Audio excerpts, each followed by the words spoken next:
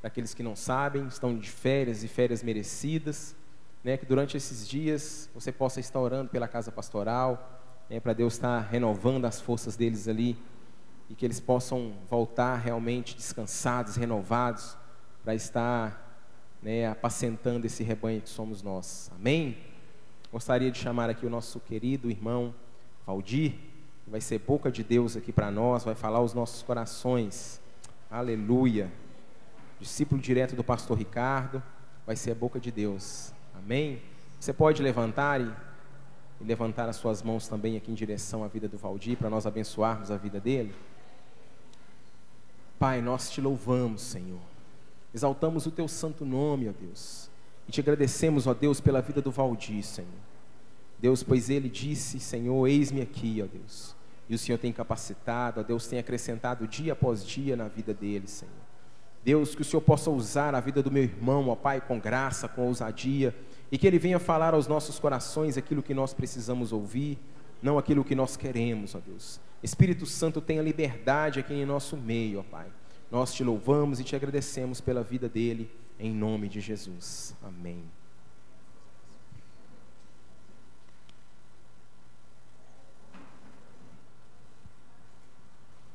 Eu saúdo a amada igreja na graça e na paz do nosso Senhor Jesus Cristo, amém? Amém. Glória a Deus.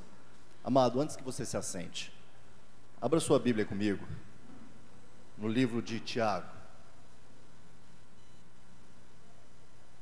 Livro do apóstolo Tiago.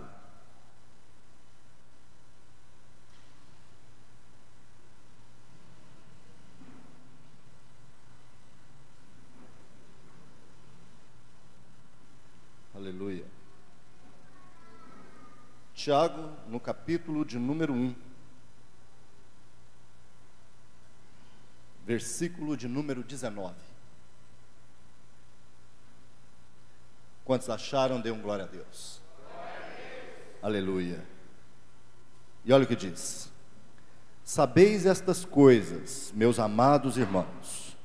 Todo homem, pois, seja pronto para ouvir e tardio para falar, tardio para se irar, porque a ira não produz a justiça de Deus. Portanto, despojando-vos de toda impureza e acúmulo de maldade, acolhei com mansidão a palavra em vós implantada, a qual é poderosa para salvar a vossa alma. Tornai-vos, pois, praticantes da palavra, e não somente ouvintes, enganando-vos a vós mesmos. Porque se alguém é ouvinte da palavra e não praticante, assemelha-se ao homem que contempla um espelho o seu rosto natural, pois a si mesmo se contempla e se retira, e para logo se esquece de como era a sua aparência.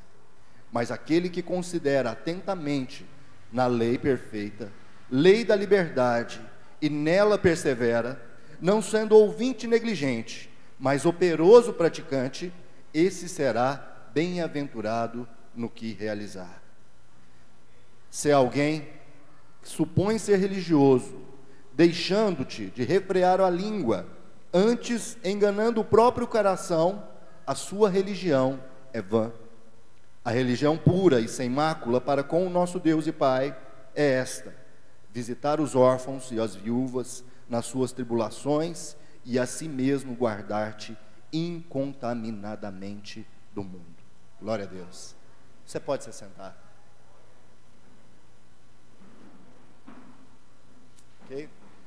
Amados, vocês já acostumaram, né, normalmente quando a gente tem essa grata oportunidade, a qual eu já agradeço em nome de Jesus, de estar podendo ministrar aos irmãos. Normalmente a gente já orou, a gente já chorou junto, a gente já se alegrou junto, sempre num ritmo assim mais esfuziante, a tampa da chaleira sobe mesmo.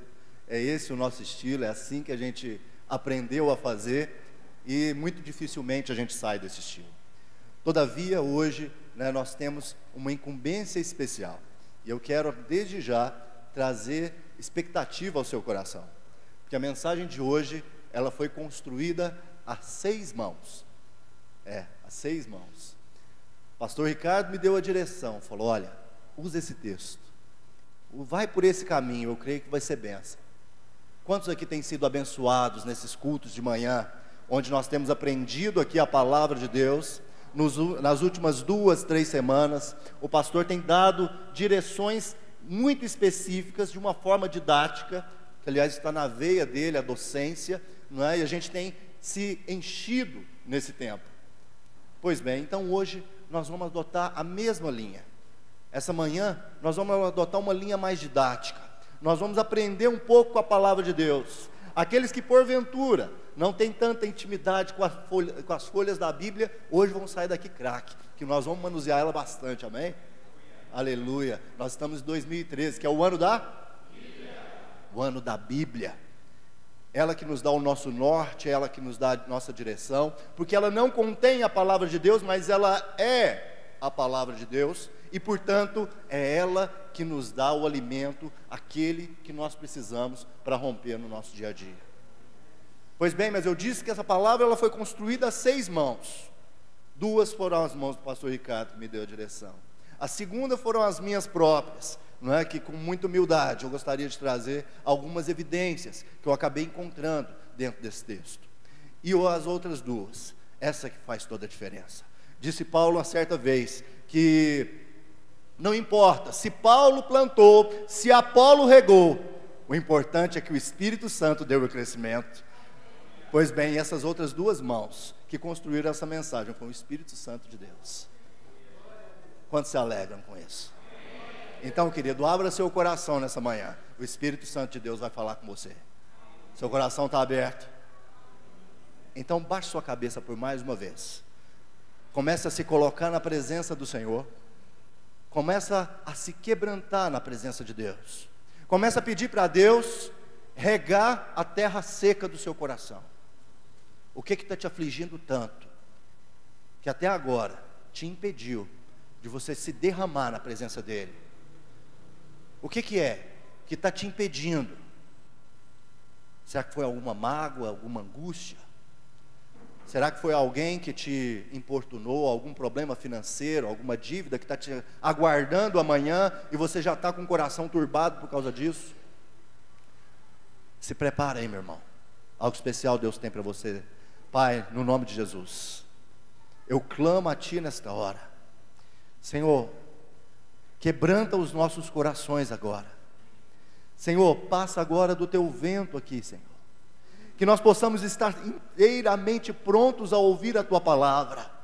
Senhor, que essa palavra venha frutificar no nosso coração, venha trazer luz para a nossa vida, Senhor, sobre a nossa existência, sobre o que somos, quem somos e aonde queremos ir. Deus, em nome de Jesus, mostra para nós mesmos. Senhor, eu sei que Tu não precisa de nós para nada, mas Tu contou conosco desde o princípio. Senhor, nada do que se fez foi feito depois da criação sem o compartilhar do homem. Isso é prova que se estamos aqui, foi Tu que nos atraíste. Portanto, meu Deus, faz a Tua obra completa, total e absoluta neste lugar. Senhor, eu creio que algo especial Tu tens para nós nesta manhã. Senhor, não é para o meu parente, não é para o meu amigo, não. É para mim. É para cada um daqueles que aqui estão. Senhor, porque fomos nós que fomos atraídos para este lugar. E nessa hora, Espírito Santo de Deus, nós Te damos liberdade. Age em nós. Faz com que a Tua palavra frutifique em nós. A 30, 60, 100 por 1, conforme lhe aprouver. Senhor, e conforme o quebrantamento e a permissão do nosso coração. Em o nome de Jesus é que nós oramos e concordamos com essa oração, dizendo amém. Amém, meus amados? Pois bem, quando os slides estão no jeito? Amém. Então, quando o pastor me falou de trazer a mensagem aqui hoje de manhã, como eu disse a princípio, na minha cabeça o tema veio outro, muito parecido, mas bem diferente. Mas a didática, totalmente diferente. Porque eu sabia que nós precisávamos interagir, porque tem sido bênção esse tempo na presença do Senhor. Esse tempo que nós temos aprendido de Deus. E esse texto que nós acabamos de ler no livro de Tiago, ele nos traz algo acerca do nosso compromisso, do nosso relacionamento com Deus. O tema de hoje é ouvinte ou praticante. Tanto por isso, durante a oração eu disse e reitero, que a mensagem de hoje é para nós que estamos aqui. Quantos aqui são os crentes em Cristo Jesus? Quantos aqui não são crentes em Cristo Jesus?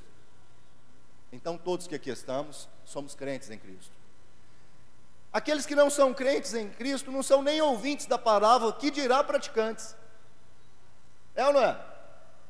Então, essa palavra de Tiago, ela é destinada à igreja. Essa é a primeira revelação acerca dessa palavra. Essa palavra é para nós. E ela deverá ser para nós nessa manhã como um parâmetro, para que nós possamos analisar como está a minha vida cristã.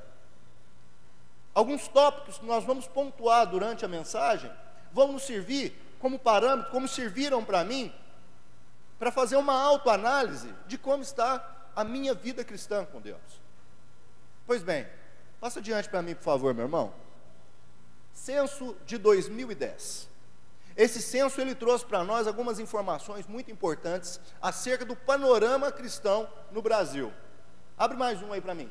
Olha só, você tem aí um gráfico, não é? Que é tirado, você pode ver lá embaixo, a fonte, né? É o site do IBGE, que mostra o crescimento evangélico e o decréscimo, em virtude do decréscimo do catolicismo. Olha, que nos últimos 100 anos, olha, de 1872 até 2010, você vê que aqui em 1872, praticamente 100% da população era católica. Está vendo essa coluna azul? Ela demonstra a população católica naquele tempo. E aí, à medida que os anos foram passando, chegando até 2010, que foi o nosso último censo, você tem ali naquela coluna cor-de-rosa o crescimento, né, dos evangélicos no Brasil. Então você vê que nesse período de tempo nós saímos de praticamente zero, né, que lá em cima tem uma pequena faixinha, nós saímos de praticamente zero até em 2010 chegamos a mais de 15% da população do Brasil. Nossa, só 15%? Meu irmão, deixa eu te dar um dado estatístico, passa para mim mais um. Olha, isso quer dizer o seguinte, que 42 milhões de pessoas desse país professam a fé cristã em Cristo Jesus. Isso é algo para se alegrar, sim ou não? Você pode dar uma salva de palmas a Jesus por isso? Aleluia! Olha um outro dado interessante aqui. Para essa pergunta que foi feita, qual é a sua religião? Mais de 35 mil respostas diferentes. Isso quer dizer que nós temos, pelo menos no Brasil, 35 mil denominações diferentes. Ou seja, o Evangelho tem se espalhado no Brasil. E como nós podemos ver isso na prática? Olha, lá nos idos de 1400, 1500, quando começa a explosão do industrialismo na Europa, também período das grandes navegações, aliás, estou falando bobagem, não é? Quando começa o período das grandes navegações, a Europa está sendo tomada pelo movimento protestante.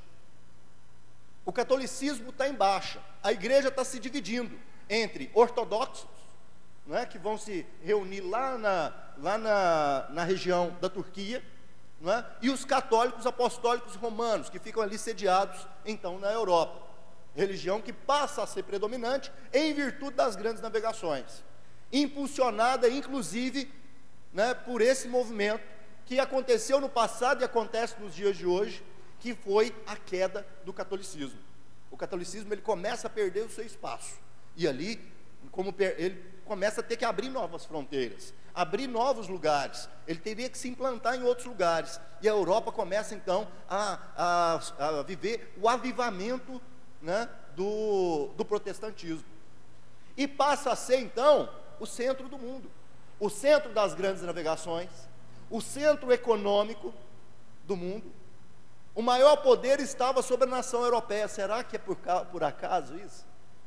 Ou será que o poder de Deus já estava ali se manifestando? Era a bênção que estava sobre aqueles que professavam a crença em Cristo Jesus, que nós já vimos isso no passado. Deus sempre usou a presença do seu povo para abençoar outras nações. Sim ou não? Os egípcios até hoje têm o seu nome marcado na história por construções que foram feitas pelas mãos de hebreus. Ou você acha que aquelas pirâmides foram feitas por alienígenas? Foi não, viu? Foi escravo hebreu, trabalhando ali durante mais de 400 anos, construindo pirâmide, à força. Com os babilônicos não foi diferente, até que chega um rei chamado Ciro, que abraça o povo de Israel e fala assim: não, eu sei que vai ser bom, mas vai ser por um tempo. Mas vai chegar o tempo que o Deus desse povo vai pesar a mão sobre mim. Então assim, por mais que eu sou próspero hoje, povo, vai embora. Deus já me deu o que eu precisava, vocês podem ir embora, vocês estão livres. Isso também aconteceu na Europa. Sai o povo da Europa, vai para os Estados Unidos. Hoje, o maior centro evangélico no mundo se chama Estados Unidos da América. Olha, na nossa nota de real, está escrito assim: Deus seja louvado. Na nota de dólar, você sabe o que está escrito? Deus salve a América. Deus tem salvado a América, sim ou não? É o centro do poderio econômico desse país, desse mundo. O poderio econômico do mundo é representado pelo poderio econômico dos Estados Unidos. Se os Estados Unidos falir hoje, o mundo fale, porque em tudo eles são os maiores consumidores. São os maiores consumidores de cultura, são os maiores consumidores de soja, são os maiores consumidores de eletrodomésticos e outros afins. Pois bem, fruto da bênção de Deus que está sobre o povo dele. Pois bem, esse não é o nosso assunto principal, mas traz para nós a dimensão da bênção que está sobre esse país. Um país que era a 8ª economia do mundo, hoje chega à 4ª economia do mundo. Um país que antes devia o Fundo Monetário Internacional, hoje é credor do Fundo Monetário Internacional. Aqueles que aqui têm mais de 30 anos se lembram de algo chamado inflação. Os que têm menos aí de 20 nunca passaram por isso. Mas para você que tem menos de 20, deixa eu explicar para você. Era assim, sabe o tablet, o computador, o telefone, que você tanto sonha? Hoje ele custava 1.000, amanhã ele custava 1.100, depois de amanhã 1.200 e 1.300 e assim por diante. Não era assim, Jenison? Não estou falando que você tem mais de 30 anos não, meu irmão. Mas enfim, era assim que funcionava, não era, Eduardo? Então, era assim que funcionava. Hoje não. Você vai na loja esse mês, vai lá mês que vem, não é o mesmo preço? Com a pequenininha variação, e às vezes até para baixo. Não é assim que funciona? Pois bem. Então, você vê que a prosperidade do país tem acompanhado na mesma proporção que o país cresce em número de fiéis. Hã? Juro galopante, né? Naquela época, poupança era o melhor investimento, né? Hoje em dia, nem tanto. Pois bem, aí olha só o que a gente tem. Aí até agora a gente tem aí dados importantes, que são bons, que alegram no nosso coração. Mas olha, tem um outro dado que também chama a atenção, mas que não é tão bom. Olha o que essa mesma pesquisa diz. Não, passou 2. Voltam para mim. Não sei se vai dar para você ler aqui. Pode passar, volta aí para mim. Aqui no rodapé. Não, passa, volta. Mais um. Isso. Embaixo aqui, não sei se dá para você ler. Mas 4 milhões de pessoas nessa mesma pesquisa se autodenominam como crentes independentes. Misericórdia. Toda vez que você ouvir essa palavra independente, ouça como se fosse um chocalho de cobra aí perto do seu lado, viu?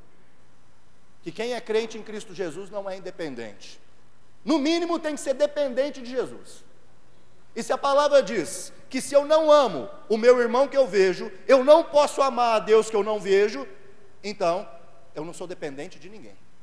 Eu quero de fato viver uma vida autônoma. Ou, o que é pior, não é? Vai dizer o que são não praticantes. Antigamente a gente só ouvia isso no catolicismo, né? Sou católico, mas não sou praticante. Como referência àquela pessoa que um dia foi batizada com aquela aguinha na cabeça, não é? E que nunca mais voltou na igreja desde então. Agora não, agora temos uma massa, e uma massa importante. 10% dos que se dizem crentes no Brasil se dizem não praticantes ou independentes. Misericórdia. Graças a Deus que nós temos visto, pelo menos nessa igreja, pessoas que há muito tempo não víamos, pessoas que há muito tempo não tínhamos contato, retornando, fazendo contato. E eu quero crer em nome de Jesus, pela fé e pelas nossas orações, que Deus há de trazer todos os nossos. Amém, querido? Então veja bem, se existe essa realidade, é porque algo, também, com base na palavra de Deus, está acontecendo. Passa mais um para mim. E você vai abrindo sua Bíblia lá no livro de Oséias. Eu disse que nós íamos, mas deixa ela aberta aí, Tiago, viu? Nós ainda vamos voltar bastante nesse texto. Vai lá em Oséias 4:6. Está ali, mas vamos juntos aí, porque eu creio que vai ser interessante a gente passear pela Bíblia. Oséias 4:6. Aquele que for achando aí, alguém se coloca de pé, com voz de muitas águas, e lê para nós.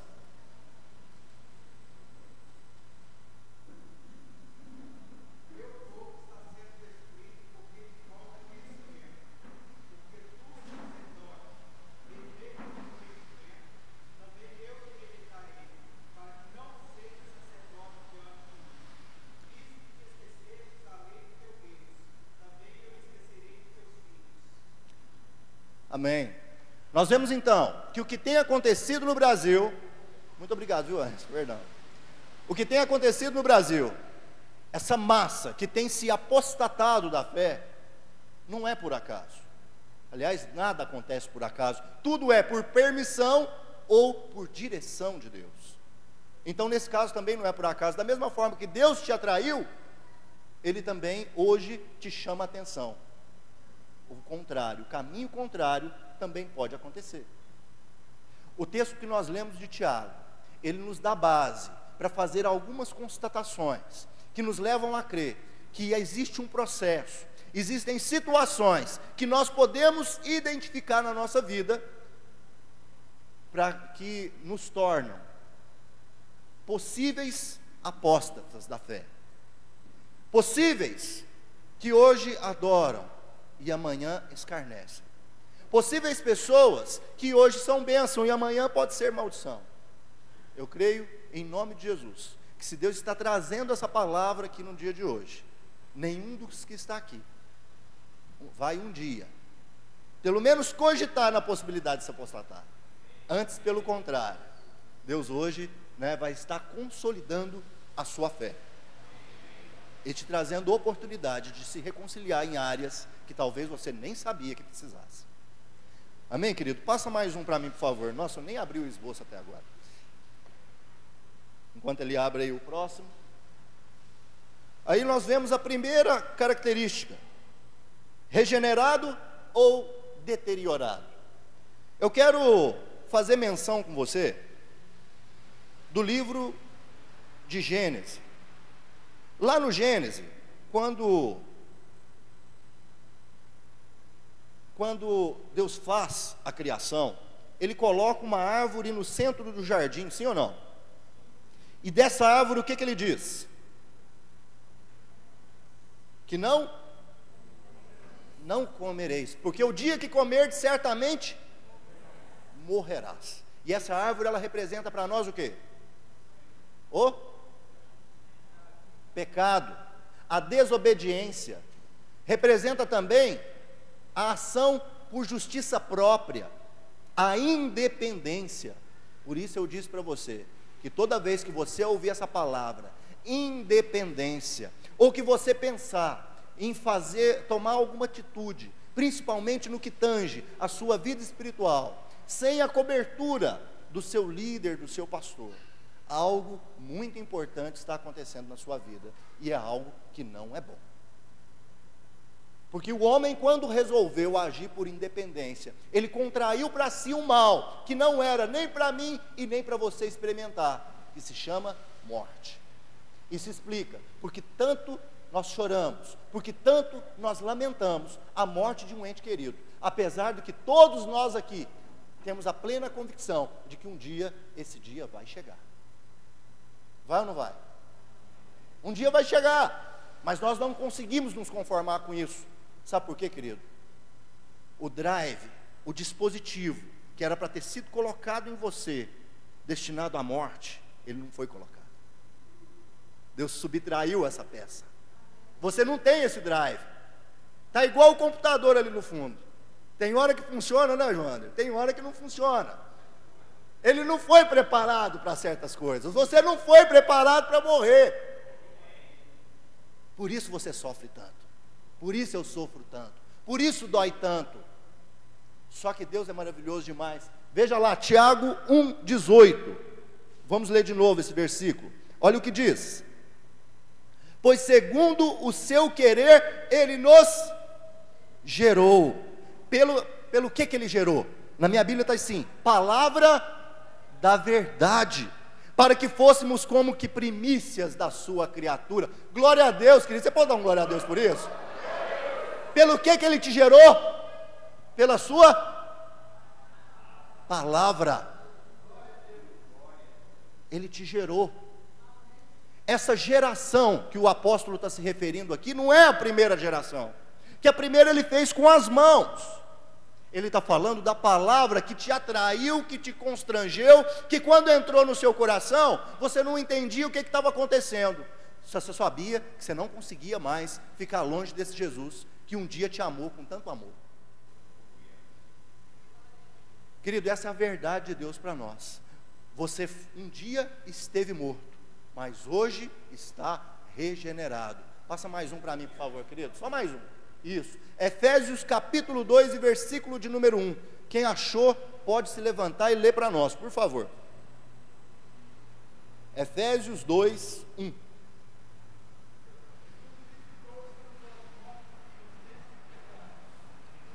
Os vivificou estando vós mortos em quê, Wesson? Ofensas e pecados. Passa mais um. Um dia nós estivemos mortos. Essa é a constatação que nós fizemos aqui. Agora, passa mais um. Ainda no livro de Efésios. Pode ler também, Wesson, você já está prontinho aí. 2 e 8.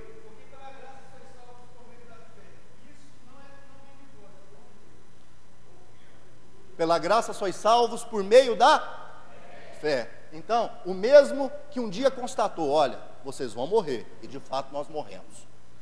Porque quando Deus estava falando da morte lá, não coma daquela árvore, porque um dia você vai morrer, Ele estava também falando da morte física, mas Ele estava falando de uma morte que é muito pior do que a morte física, que é a morte espiritual.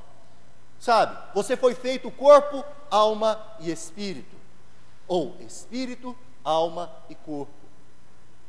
E nós costumamos dizer que você é espírito, possui uma alma e habita em um corpo. Só que esse espírito, que é a essência do seu ser, aquilo que Deus tirou de dentro dele e soprou na sua narina, esse espírito, ele foi colocado em você com um objetivo muito específico, que foi de te ligar a Deus, foi de tornar em você a essência daquilo que Deus é. Isso Ele não deu a nenhum outro animal. Um dia me perguntaram, querido, animal vai para o céu? Falei, vai, animal é igual a você. Ué, nós não somos animais racionais, não é isso que diz a ciência? Vai, ué. Mas não espera ver o seu cachorrinho lá não, meu irmão, não vai. Deus não colocou a essência dele dentro do cachorro, Ele colocou dentro de você, querido. Por isso você é especial. Um dia você esteve morto, mas pela palavra Ele tem te revivido, pela palavra Ele tem te tornado de novo à vida. Terceira constatação, passa para mim, por favor, mais um. Mais um. Tiago 2, 26, nós já estamos em Tiago. Versículo 26, olha o que diz. Porque assim como o corpo sem espírito é morto, assim também a fé sem obras é morta. Ah, meu irmão, então eu tenho que fazer caridade, eu tenho que fazer igual os espíritas, sair recolhendo alimento, fazendo sopão. Não é esse tipo de obra. Essa também você deve fazer. Dar assistência aos mais pobres. Tirar do seu, viu? Não é ir buscando na casa dos outros para servir os outros, não. O que é isso? Tira do seu, né? Daquilo, da abundância que Deus tem te dado. Do melhor, aquilo que tem, não é o que tem sobrejado, não, mas aquilo que de repente pode até te fazer falta. E Deus vai te dar na medida que você der. Ele só pode encher o vaso quando ele está vazio. Ele só pode encher a sua despensa quando está vazia. Mas não é esse o tipo de obras. É as obras que lhe conferem vida. É entender que você não é, apesar de estar no mundo, você não é do mundo. Você vive no mundo, mas você está no mundo, mas vive como ele não estivesse. Nós estamos à beira de constatando uma nova estratégia de Satanás. A estratégia dele antes era o seguinte, era tirar você da igreja. Só que ele percebeu, né, nós costumamos dizer assim, que ele é astuto, né? De fato ele é. Ele percebeu que te tirar da igreja, ele tirava um. Agora, se ele te manter na igreja como um zumbi, ele corrompe a igreja inteira. Como assim? Está na igreja, mas vive como não estivesse. Está na igreja, mas não se envolve. Está no meio do corpo, mas é como se estivesse frequentando uma missa, cumprindo tabela. Se o culto lhe agradou, sai falando bem. Se o culto se desagradou, sai falando mal. Hoje o pastor estava sem unção. Hoje o louvor, meu Deus. Eu até concordo com algumas coisas, que hoje, não é, aliás, não nessa igreja, porque o louvor dessa igreja, tem hora que a santidade desse louvor me incomoda. Sabe, tem hora que eu estou ali e falei, gente do céu, eu preciso ser mais santo para acompanhar esse povo. É ou não é?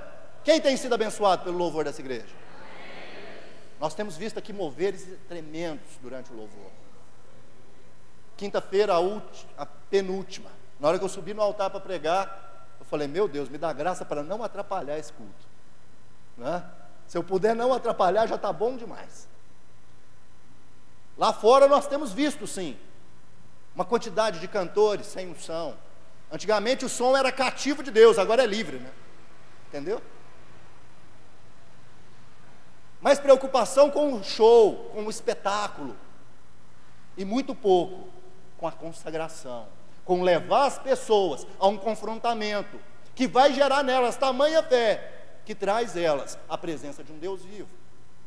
E as pessoas ficam ali como zumbis, meros coadjuvantes. Não é o nosso caso. Mas é algo que nós devemos zelar e nos guardar, de não estar na igreja como um morto-vivo, um peso morto, que só serve para dar trabalho para o pastor e para o líder.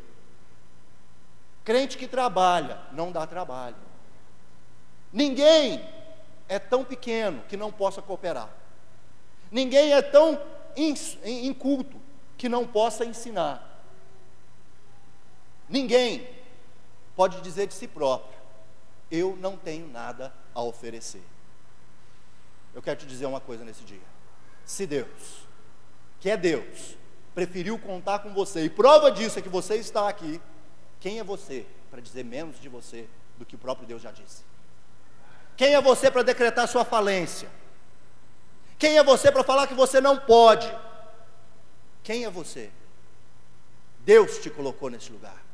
Deus te elevou, Deus te deu vida. Não joga ela fora, não a desperdice.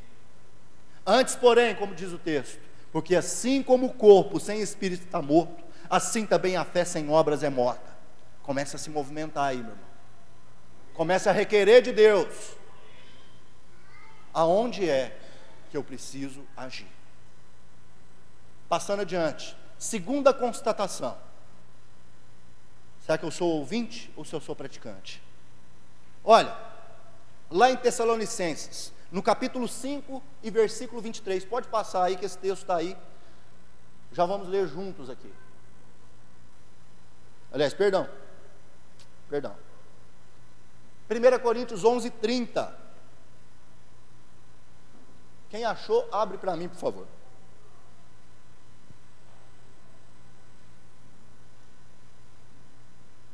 1 Coríntios 11, versículo 30.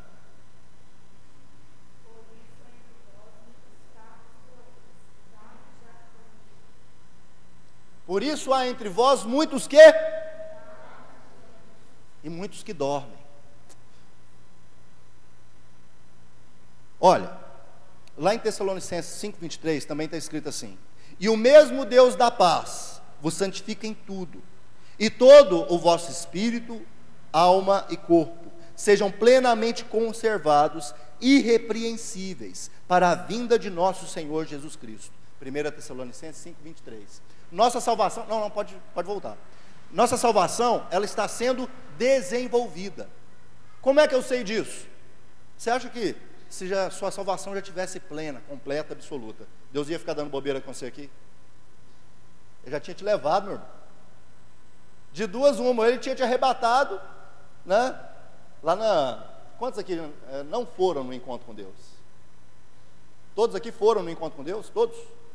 Não, teve alguns que não foram. Então, eu ia dar um exemplo, esquece. Mas enfim,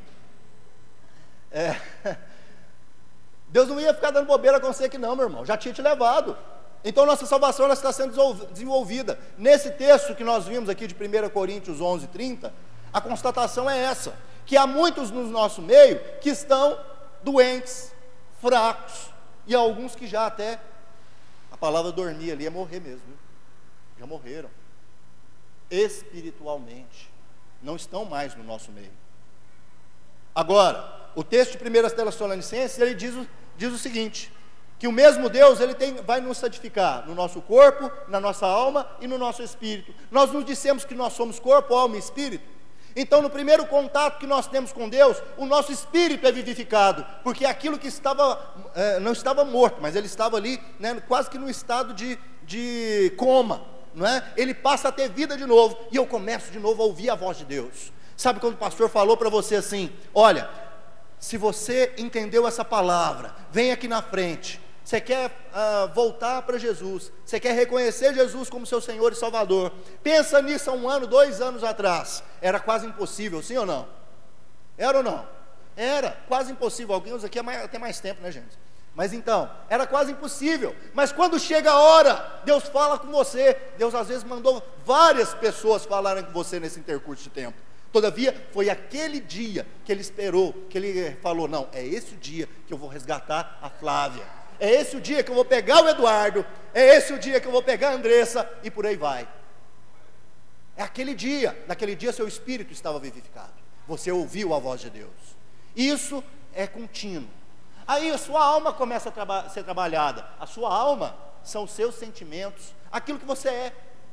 Sabe aquilo que você falava assim: não, isso aqui eu não dou conta, isso aqui vai me acompanhar até o resto da vida.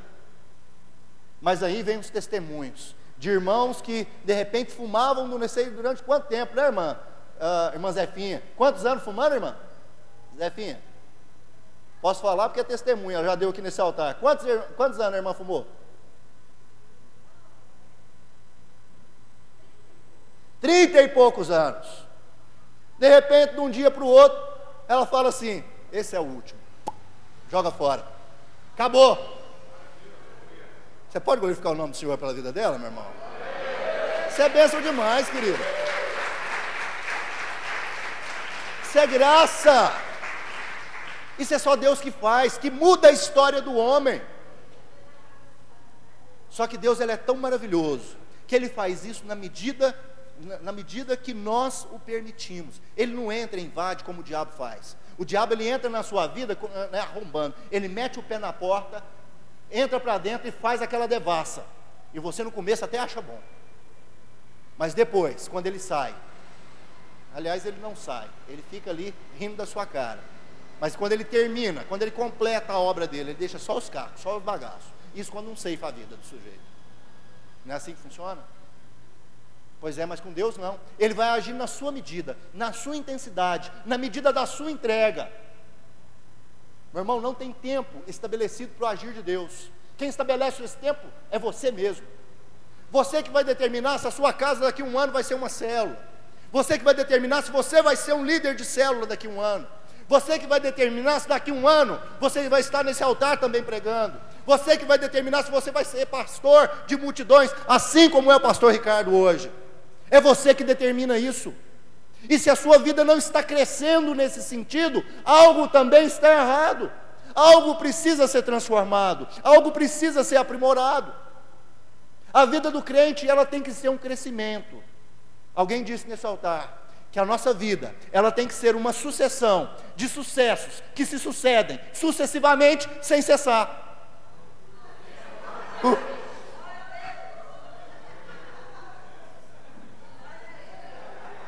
Decorou?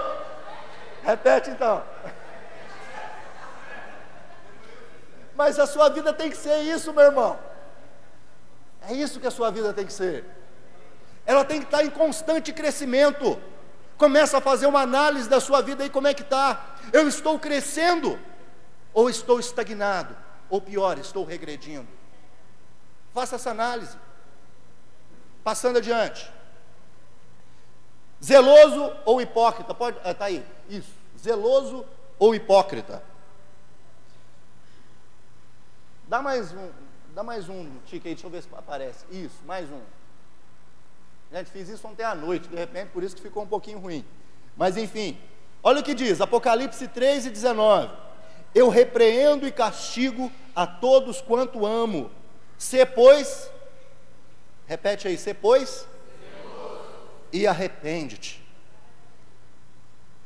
Aí nós estamos diante de um paradigma. Certa vez, foi dito o seguinte: aquele que tem uma trave no olho, quer tirar o argueiro do olho do outro. É possível isso? Possível até é, que a misericórdia de Deus, ela é tão grande, que ela pode usar até aquele, mais improvável, até aquele mais, insubmisso, até aquele mais pecador, para servir como exemplo para um outro. E falar, nosso Deus, não é isso que eu quero ser. Mas enfim, mas dentro das nossas igrejas, ainda vemos pessoas que estão à mercê da hipocrisia. Sabe? A casa está uma bagunça, uma desordem. E está ministrando a outros. Olha, vai que vai dar certo. Sua família vai romper, mas não vai lá em casa não.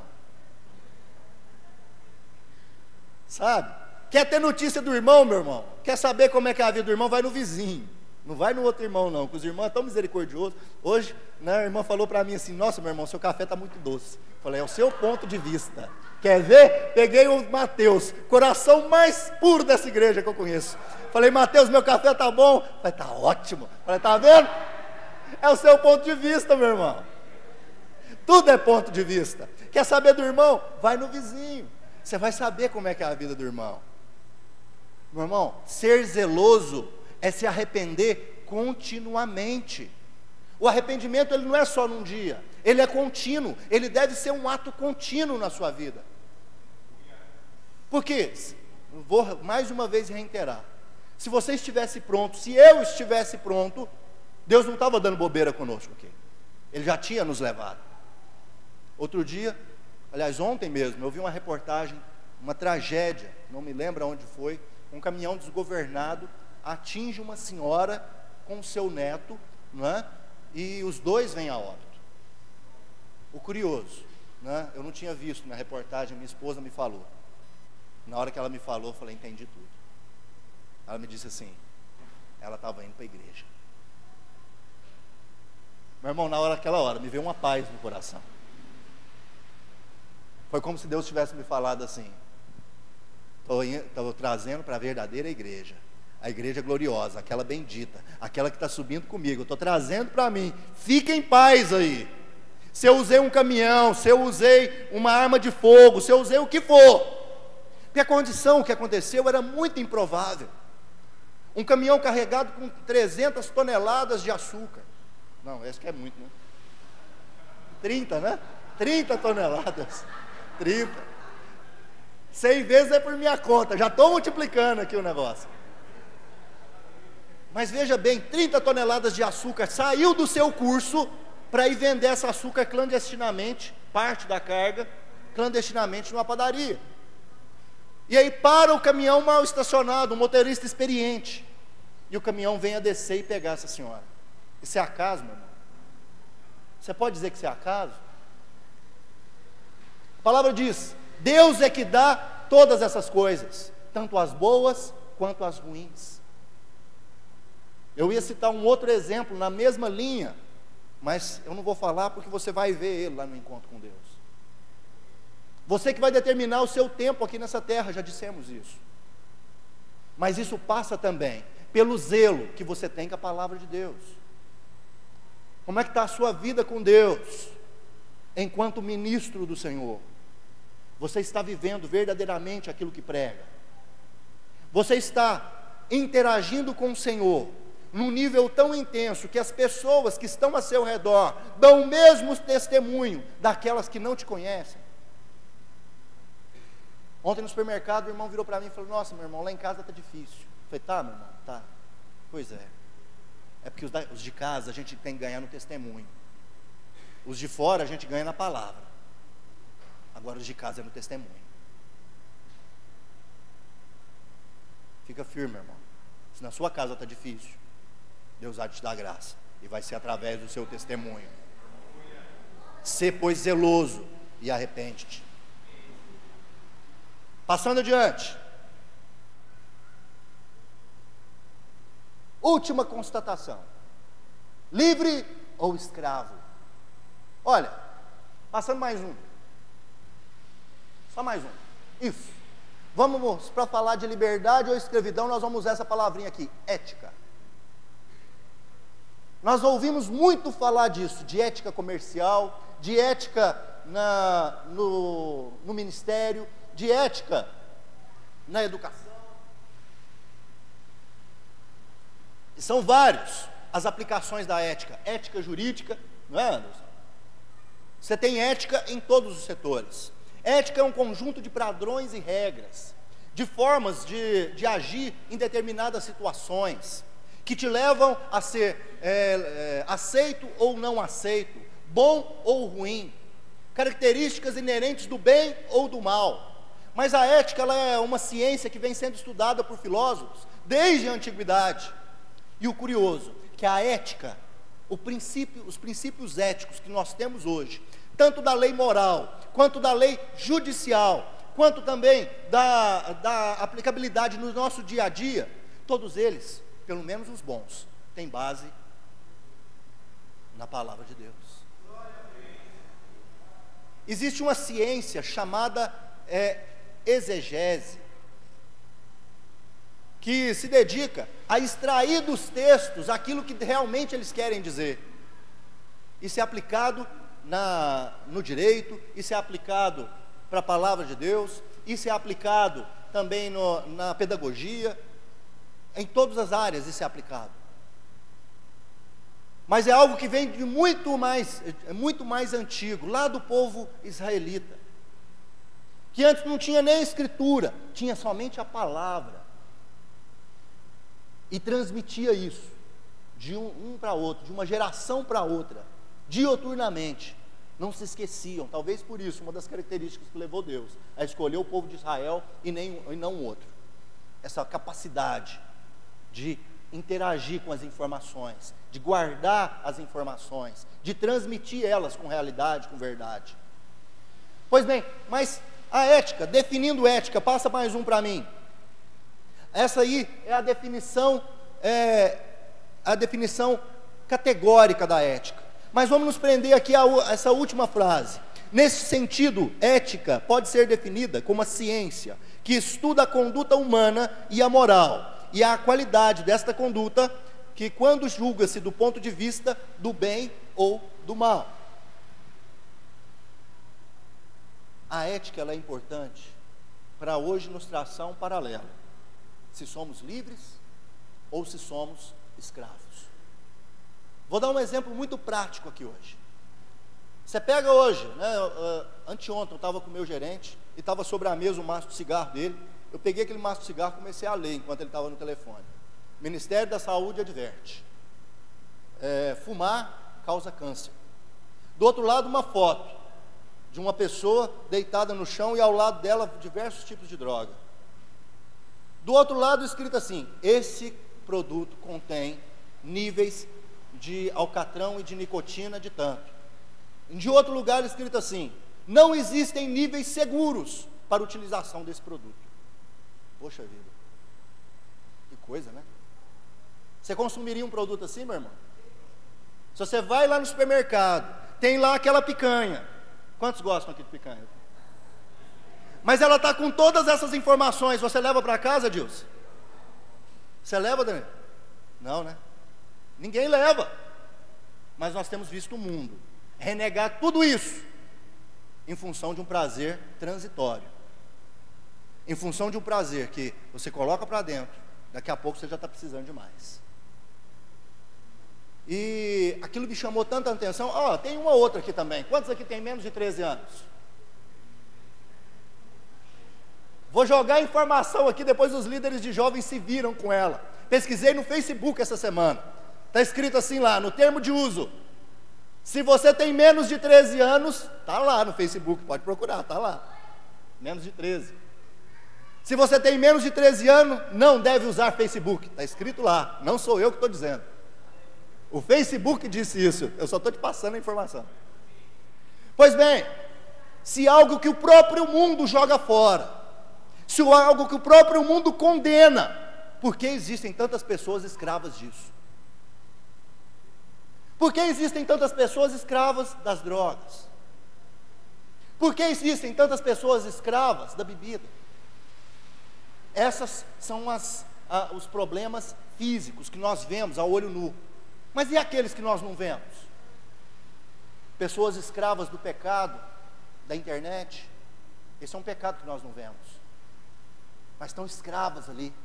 Necessitam talvez de um Facebook para viver, necessitam de um site pornográfico para viver, e falam: não dou conta de viver sem. Dá conta sim, meu irmão. O que me dá base para dizer que você pode viver nesse mundo e não se contaminar com ele é alguém chamado Jesus Cristo, aquele lá de Nazaré, que veio nesse mundo e falou assim: tem de bom ânimo, no mundo tereis aflições, mas eu venci o mundo, e se eu venci, você também vai vencer. Você não precisa estar escravo de nada. Você não precisa estar escravo do seu tempo, você não precisa ser escravo do seu trabalho, você não precisa ser escravo da sua família. O único lugar onde você pode ficar cativo, aliás, deve ficar cativo, porque a própria palavra diz: levai todos os pensamentos cativos ao Senhor. Se você quer ser cativo de alguém, se você quer ser escravo de alguém, seja escravo de Jesus, porque o jugo dele é suave, ele é manso, ele é humilde de coração, e ele não vai impor sobre você uma carga que você não pode carregar. E hoje nós temos carregado cargas e pesos que não são inerentes a nós, que não são fruto daquilo que nós fazemos ou daquilo que nós escolhemos, são simplesmente situações que nos são colocadas, e nós não temos condição de sair fora delas. São liberdades que eu abro no meu trabalho, princípios que eu quebro em função do trabalho.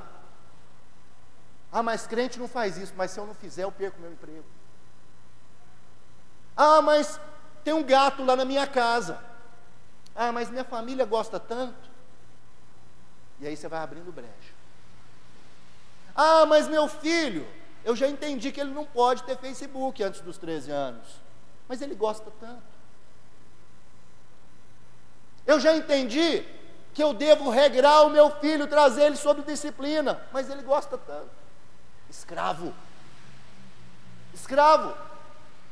Se você não consegue romper com essas coisas para viver uma vida plena na presença do Senhor, é escravidão. Quer ver outra? Meu dinheiro não dá para dizimar. Certo pastor, uma vez, ele decretou na igreja dele: para ganhar cesta básica tem que dizimar.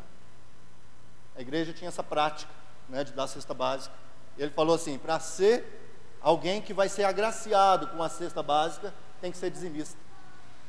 Aí, os pastores ali ao lado dele falaram assim: não, pastor, mas como é que pode?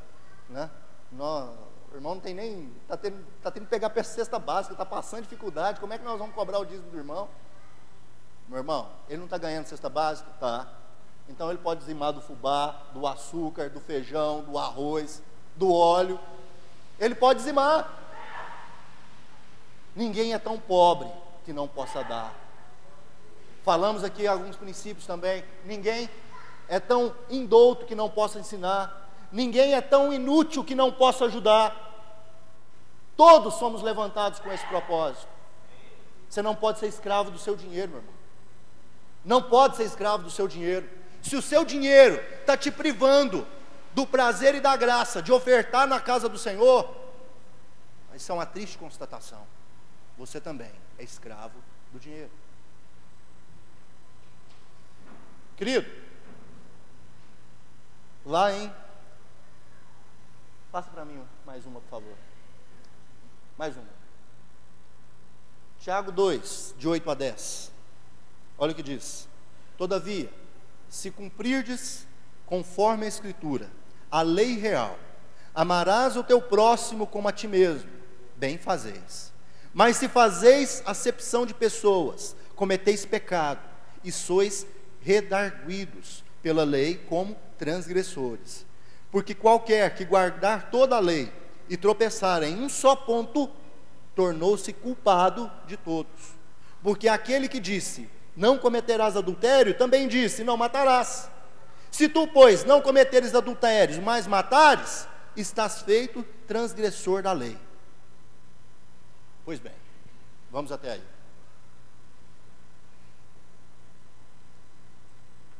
Esse texto, ainda do mesmo livro de Tiago, que nós estamos usando como base, para entendermos se somos ouvintes, ou se somos de fato praticantes da palavra de Deus. Ele também nos admoesta a conhecer toda a lei. O primeiro texto que nós lemos, lá de Oséias, que disse, o meu povo está sendo destruído, porque lhe falta o conhecimento. Está dizendo para nós assim, olha, você está sendo destruído, porque você não conhece os princípios. Você está sendo destruído, porque essa palavra ainda não se tornou, pega para mim, por favor, meu amor, obrigado, não se tornou rema na sua vida, ainda não é a cerne da sua existência, não é aquilo que norteia a sua vida. Ela simplesmente é um livro que durante a semana fica guardado lá em Poeirano e que você leva para passear no dia de domingo. Como ser praticante de algo que eu não conheço? Como praticar algo? Como ser liberto se a luz ainda não me foi dada? Quando Deus traz luz, Ele na verdade está mostrando como estava a nossa vida. É como se fosse um espelho. Passa mais um para mim, por favor. É como se fosse um espelho. A Bíblia, eu não sei se vocês fizeram essa foto, Douglas. Se não fez, não é? É uma ideia. Assim, ó. Assim, eu não sou o melhor modelo, né? Que falta um pouco de cabelo aqui, mas enfim, né? Mas você deveria usar ela assim, ó, como um espelho. Olha o que diz lá o verso 23 e 25 de Tiago, capítulo 1. Acompanhe comigo aí. Porque se alguém é ouvinte da palavra e não praticante, assemelha-se ao homem que contempla no espelho o seu rosto natural, pois a si mesmo se contempla e se retira, e para logo se esquece de como era a sua aparência. Meu irmão, hoje quando você saiu de casa, você olhou no espelho? Olhou? Na hora que estava lá escovando as canjicas? Sim ou não? Eu também me olhei no espelho. Não adiantou muita coisa, não é? Continuam as mesmas 3 pessoas falando que eu sou lindo. Aliás, eu quero te incentivar, tenham muitos filhos. De preferência filhas, viu, os homens? Elas são muito amorosas. Papai, você é lindo. E a gente acaba acreditando, sabe? Ter uma esposa amorosa também ajuda, viu? Não é todo dia que ela vai falar para você que é lindo, não. Né? Mas se você cuidar bem, ela fala. Né, amor? Você é lindo. Sabe? Quando você olhou no espelho hoje, deu para mudar alguma imperfeição do seu rosto? O seu nariz, que era maior, ele ficou um pouco menor? Ou aquela espinha que não podia ter brotado hoje, brotou, você conseguiu tirar ela dali? Hoje tem uns creminhos bons, né? Você passa ali, dá uma mascarada, mas ela continua ali. É ou não é? O espelho natural, ele tem essa característica. Ele nos mostra quem somos, mas ele não tem poder para mudar o que somos. Agora a palavra de Deus é diferente. Ela para nós é como um espelho, que ela mostra para você o que você é, e tem o poder para mudar a sua existência, e mudar a sua história, e fazer de você aquilo que você quer ser. Essa é a palavra do Senhor.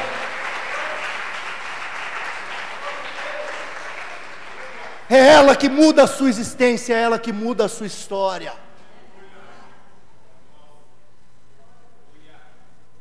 Querido, eu ainda quero te dar uma oportunidade aqui hoje. Aqueles que entenderam essa palavra, eu quero dizer para você, eu já estou de pé. Porque à medida que eu mergulhava nessa palavra, lembrando mais uma vez, a direção não foi minha. O Espírito Santo me deu as revelações, mas a direção foi do pastor Ricardo. Então eu creio que essa é uma palavra para nós, igreja. Então foi também uma palavra para mim. Então eu já estou de pé, reconhecendo que algo na minha vida precisa mudar. Que tem situações na minha vida que precisam ser contempladas pela graça de Deus. Áreas da minha vida que eu ainda sou mero ouvinte, mas que preciso ser praticante. Se você, assim como eu, teve essa revelação do Senhor nessa manhã, eu queria que você se colocasse de pé, assim como os ministros de louvor pudessem tomar o seu lugar. Aleluia. Eu creio, assim como o Espírito Santo de Deus, que houve sinceridade no seu coração em se colocar de pé nessa hora. E mais do que sinceridade, muita coragem, viu? Se você está de pé aqui hoje, você está de pé aqui agora, você está sendo um homem, uma mulher de fé, que não tem vergonha de se levantar no meio de uma congregação desse tamanho e dizer assim: eu preciso da graça do Senhor. Eu preciso ser praticante da palavra que eu tenho ouvido. Eu preciso ser um crente melhor. Eu preciso ser praticante, deixar de ser ouvinte. Eu preciso deixar de ser escravo. Eu preciso deixar de ser hipócrita. Eu preciso ser zeloso. Querido, baixe sua cabeça, comece a orar. Coloca para o Senhor agora aquilo que é a área da sua vida que trouxe uma identificação para você, aquilo que o Senhor mostrou no seu coração aí. Qual que é a área da sua vida, querido? Eu já sei qual que é a minha, mas você precisa liberar palavras para o Senhor que deem a Ele liberdade para agir na sua vida. Lembre-se de Apocalipse 3, versículo 20: eis que estou à porta e bato, e se alguém abrir a porta, eu entrarei e cearei com ele. Então, meu irmão, começa a abrir seu coração para Deus aí. Começa a declarar para Ele aonde que Ele precisa agir na sua vida. E hoje vai ter festa na sua casa. Que quando Ele diz que Ele entra e vai cear, Ele está falando do maior nível de comunhão que o povo hebreu podia ter com outra pessoa. Eles só comiam com alguém que eles tinham comunhão, com alguém que eles tinham algo em comum, com alguém que eles respeitavam. Deus quer te elevar mais um degrau nessa manhã. Tudo depende da abertura. Tudo depende de você abrir a porta céu e terra passarão, o amor de muitos pode até se esfriar, profecias e línguas cessarão, mas tua palavra permanecerá.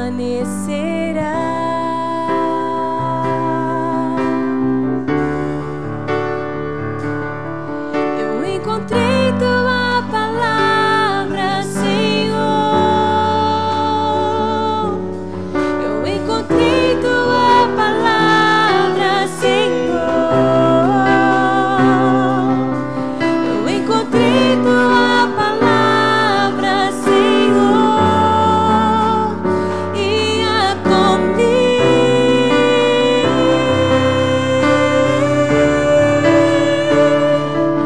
eu encontrei tua palavra, Senhor. Eu encontrei tua palavra, Senhor. Eu encontrei tua palavra, Senhor, e é comigo.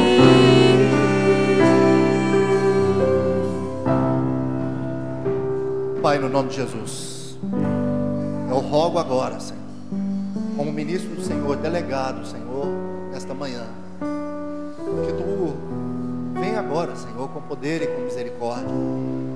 Acolhe, Senhor, as orações do Teu povo. Senhor, eis o Teu povo, Senhor, de pé, Senhor, derramando seu coração na Tua presença, colocando diante de vós, meu Deus, áreas de suas vidas, Senhor, em que precisam, Senhor, da Tua graça, em que precisam, Senhor, da Sua autoridade, em que precisam, meu Deus, da Sua revelação. Senhor, nós declaramos que não queremos mais ser meros ouvintes da Tua palavra, mas seremos, pois, meu Deus, praticantes. Seremos, ó Deus, um povo que avança, não seremos daqueles que retrocedem. E um dia, Senhor, estaremos contigo na glória, para ouvir da Tua boca: entra para o meu reino, filho amado, entra para o gozo do Teu Senhor. Oh Deus, nós caminhamos, ó Deus, e contamos contigo, Senhor. Continua, Senhor, nos trilhando, continuas, ó Pai, nos doutrinando, e nos ensina a cada dia, meu Deus, ser crentes melhores no amor de Jesus. Aleluia. Continue de olhos fechados, continue em oração, em nome de Jesus.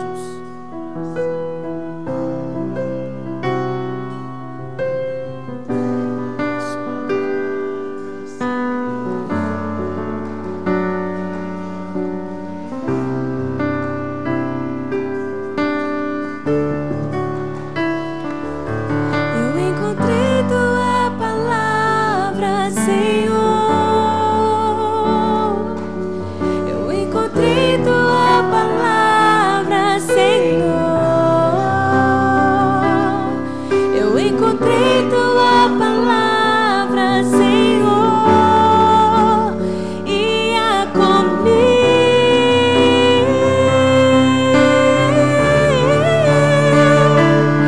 eu encontrei tua palavra, Senhor. Eu encontrei tua palavra, Senhor. Eu encontrei tua palavra, Senhor, e a comigo. Aleluia. Todos de olhos fechados ainda. Queridos, Deus é bom, e Ele te dá o privilégio nessa manhã de se reconciliar com Ele. Gostaria que você agora, com seus olhos fechados, colocasse a mão sobre o seu coração e repetisse após mim essa oração, dizendo assim: ó Deus e Pai, nesta manhã eu entendi a Tua palavra. Eu não quero ser, Senhor, mero ouvinte, mas eu quero, Senhor, ser praticante da Tua palavra. Senhor, eu que um dia andei nos Teus caminhos, mas me desviei, mas agora, Senhor, o importante é que arrependido eu volto, na certeza que o Senhor me recebe, que o Senhor me acolhe. Aleluia. Todos de olhos fechados ainda. Queridos, Deus está falando com você nessa manhã. É momento de Deus para você. Não importe com o que a pessoa do seu lado vai pensar, mas importe com o que Jesus vai pensar a seu respeito agora. É manhã de Deus para a sua vida. O Senhor Jesus, Ele quer enxugar cada uma das suas lágrimas nessa manhã. Ele quer escrever uma nova história para a sua vida. E você que orou comigo nessa manhã, dizendo que quer se reconciliar com o Senhor, levante uma de suas mãos em onde você está. Em nome de Jesus. Aleluia. Eu vejo uma mão levantada. Eu vejo mãos levantadas nessa manhã. Você que quer se reconciliar com o Senhor. Aleluia. Amém. Glória a Deus. É manhã de Deus, querido. O Senhor Jesus, Ele quer escrever uma nova vida para você, uma nova história. Que palavra abençoada do Valdir. Olha, Valdir, eu quero te falar algo. Não que as outras não tenham sido, mas essa palavra falou muito ao meu coração. Você foi muito usado por Deus. Muito, muito. Tiago capítulo 2, no verso 8 diz: todavia, se cumprides conforme a Escritura, a lei real, amarás ao teu próximo como a ti mesmo, bem fazeis. Mas se fazeis acepção de pessoas, cometeis pecados e sois redarguidos pela lei como transgressores. Porque qualquer que guarda toda a lei e tropeça em um só ponto, tornou-se culpado de todos. Queridos, hoje é culto de Santa Ceia. Se nós tropeçarmos em uma parte, é a palavra de Deus que diz que todo o resto nós tropeçamos. Gostaria que você olhasse para mim aqui agora. Se você, eu não sei como você chegou aqui nessa manhã, é culto de Santa Ceia. Nós vamos ler o texto lá em Coríntios. Mas é importante, querido, que você faça algo para que você não venha a pecar. A Bíblia diz que o homem, pois, examine-se a si mesmo. Você que sabe como que está a sua vida com Deus, como que está a vida com o seu esposo, com a sua esposa, com a sua irmã, com o seu irmão, eu não sei. Não sei se você saiu de casa brigado, não sei se você está de mal de algum familiar seu, não tem conversado com um familiar seu, por às vezes por coisas pequenas. Não sei, coisas ínfimas, coisas tão pequenas diante do que Deus fez por mim e por você. É muito sério, querida, a Santa Ceia agora. Abra sua Bíblia comigo no livro de Coríntios, capítulo 11. É momento de reflexão de tudo isso que foi ministrado aqui pelo nosso irmão Valdir, com graça, com unção, com sabedoria, para que nós saiamos daqui realmente praticantes da palavra de Deus. O Senhor, Ele diz: porque eu recebi do Senhor o que também vos ensinei, que o Senhor Jesus, na noite em que foi traído, tomou o pão E tendo dado graças, o partiu e disse: tomai, comei, isto é o meu corpo que é partido por vós. Fazei isto em memória de mim. Semelhantemente também, depois de cear, tomou o cálice, dizendo: este é o cálice do Novo Testamento no meu sangue. Fazei isso todas as vezes que beberdes em memória de mim. Porque todas as vezes que comerdes este pão, beberdes este cálice, anunciais a morte do Senhor até que venha. Portanto, qualquer que comer o pão ou beber o cálice do Senhor indignamente, será culpado do corpo e do sangue do Senhor. Examine-se, pois, o homem a si mesmo, e assim coma deste pão e beba deste cálice. Porque o que come e bebe indignamente, come e bebe para a sua própria condenação, não discernindo o corpo do Senhor. Queridos, é momento de reflexão. Eu gostaria que você agora aí no seu lugar, se for possível, que você se ajoelhasse no seu lugar, e você fizesse um momento de reflexão com o Senhor. Você que não pode se ajoelhar, você se assente no seu lugar. É você e Deus agora. É você e Deus. Se tem alguma área da sua vida que precisa ser consertada, se tem alguém que você precisa perdoar, querido, vá até essa pessoa, se ela estiver aqui agora também, e peça perdão. Mas se essa pessoa não está aqui, e você quer cear, você vai chegar na sua casa, vai ligar para essa pessoa: ah, Gênison, mas não foi eu que fiz errado, não foi eu que falei mal, não foi eu que fiz, não. Você vai ligar, vai falar: olha, querido, querida, me perdoa, porque aquele que faz indignamente, come e bebe para a sua própria condenação.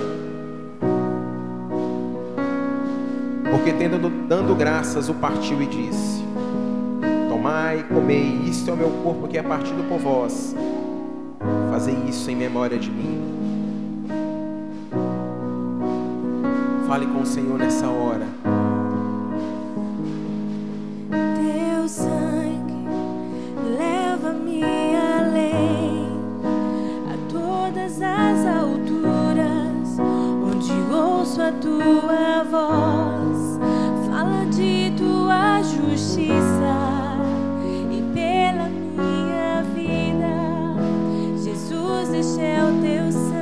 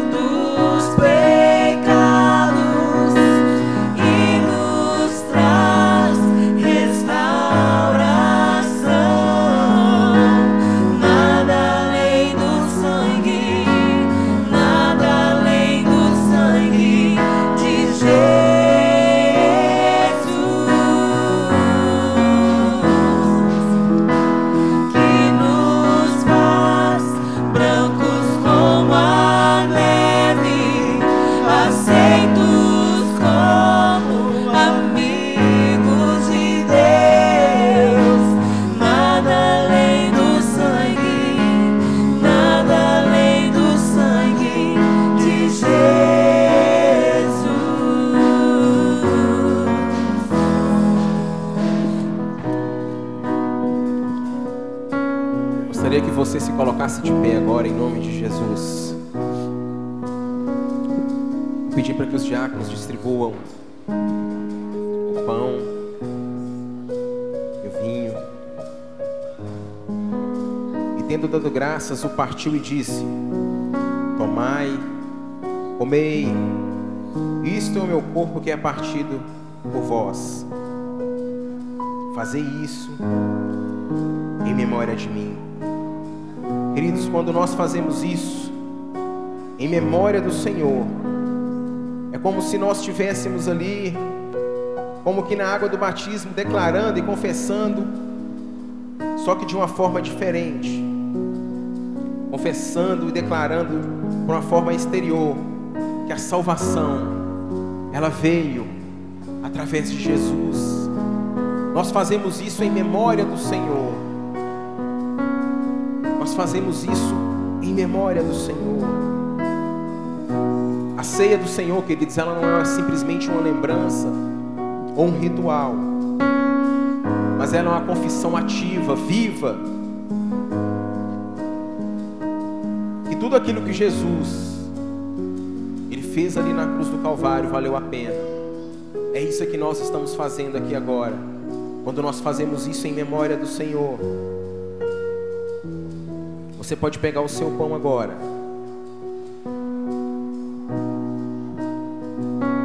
você pode comer o pão.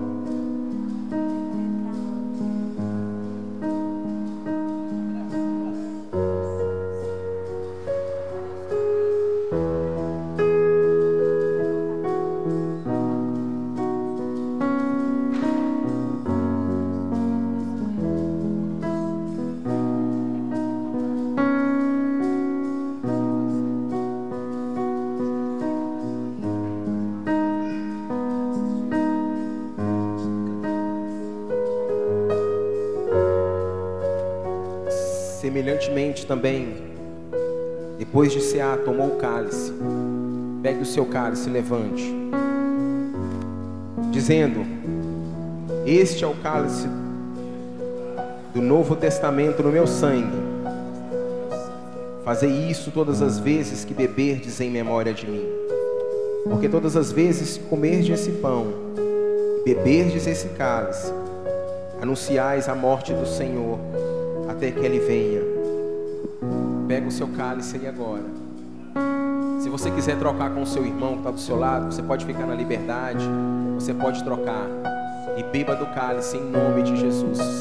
Fazei isso em memória do Senhor Jesus. Nada além do sangue, nada Levante o seu cálice vazio. Levante o seu cálice, glorifique e exalte ao nome do Senhor. Eu sou livre. Você é livre, querido. Aleluia. Nada além do sangue, nada além do sangue de Jesus.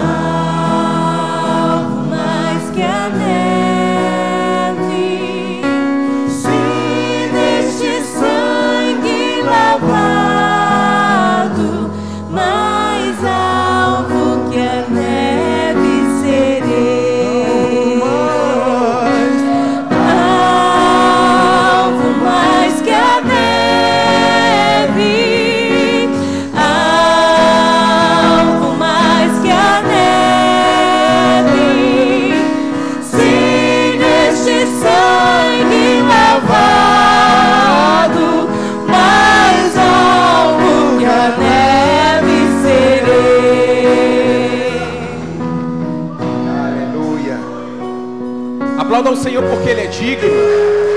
Aleluia. Aplauda, aplauda. Oh, aleluia. Glória a Deus. Glória a Deus. Oh, maravilhoso Senhor. Tu és, Pai. Isso é digno de toda honra, de toda glória e de toda adoração. Obrigado pelo que o Senhor fizeste lá na cruz do Calvário, Senhor, pelas nossas vidas. Amém, queridos. Amém. Você está feliz com Jesus aí? Deus falou contigo nessa manhã? Aleluia, glória a Deus. Então não se esqueça disso, querido. Se tiver algum conserto que tem que ser feito, amém? Você vai chegar na sua casa, vai fazer esse conserto. Se a pessoa não está aqui, se a pessoa está aqui, você vai procurar ela aqui. Se não está, você vai ligar, manda um e-mail, não sei. O Senhor fala que tem que ter conserto aqui nessa manhã ainda, para que você não seja, como diz a Escritura aqui, para que você não beba indignamente, não coma para a sua própria condenação. Aleluia. Amém. Queridos, teremos o culto hoje às 19 horas, culto Santa Ceia. Você que pode, venha, traga um convidado. Vai ser um culto tão abençoado, eu creio, como esse que foi de manhã. Um mover sobrenatural do Senhor. Amém? O culto da família. Então você traga a sua família toda. Como diz o nosso pastor, traga a chave. Amém? Você vai trazer a família toda e vai fechar. E domingo que vem, Santa Ceia. Então você traga um familiar seu, traga a foto da sua família, se porventura tem alguém que não possa vir, né, tá viajando. Mas traga a chave da sua casa, traga seus filhos. Se tiver algum visitante, convide, traga ele também em nome de Jesus. Amém? Feche os seus olhos, vamos orar mais uma vez. Deus, nós te louvamos mais uma vez, Senhor. Te agradecemos, ó Pai, por esse momento tão especial, ó Pai, de ouvirmos a Tua palavra e de podermos colocá-la em prática, Senhor. Deus, que domingo abençoado, que manhã abençoada, Senhor. Deus, que o Senhor possa nos levar, assim como o Senhor nos trouxe, ó Deus, nessa manhã, na Tua santa paz, ó Deus. Aquela paz que excede todo entendimento, Senhor. Que o amor do Pai, a graça do Deus Filho e a doce comunhão do Espírito Santo de Deus esteja com todo o povo de Deus, hoje e para sempre. Todo o povo de Deus diz amém. Amém, queridos? Vão em paz e o Senhor te deu um domingo abençoado. Dê um abraço em pelo menos 5 pessoas aí antes de você ir embora, em nome de Jesus. Palavra antiga aí no tempo.